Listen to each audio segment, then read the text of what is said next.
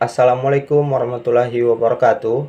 Perkenalkan, nama saya Wirwida Destalim, dan pada kesempatan kali ini saya akan mempresentasikan materi tentang tax avoidance atau yang dinamakan dengan penghindaran pajak.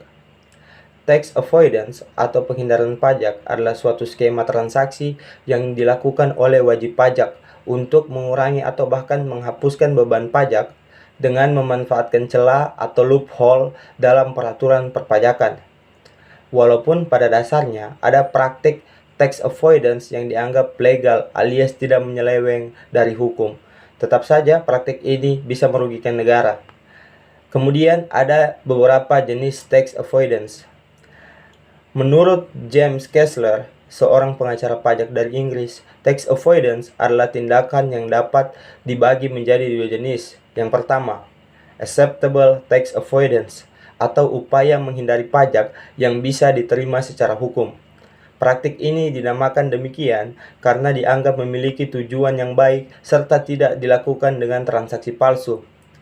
Yang kedua, unacceptable tax avoidance atau upaya menghindari pajak yang tidak bisa diterima secara hukum. Penghindaran pajak ini tidak bisa dikatakan legal karena berdasarkan tujuan yang jahat dan dilakukan dengan transaksi palsu agar bisa menghindari kewajiban pembayaran pajak. Kemudian ada karakteristik dan praktek tax avoidance di Indonesia. Tax avoidance adalah praktik yang umumnya dilakukan oleh wajib pajak demi meminimalisir pembayaran beban pajak perusahaan ataupun individu. Wajib pajak mempunyai berbagai cara untuk melakukan praktik tax avoidance.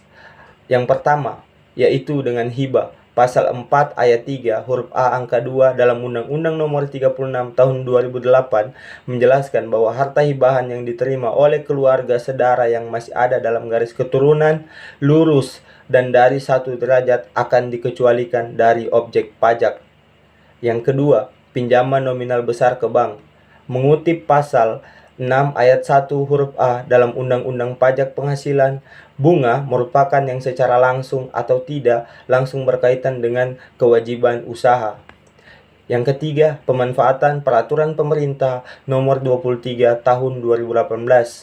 Keringanan yang didapatkan oleh para pengusaha UMKM melalui Peraturan Pemerintah Nomor 23 Tahun 2018 seringkali disalahgunakan oleh pengusaha-pengusaha nakal yang enggan membayar pajak.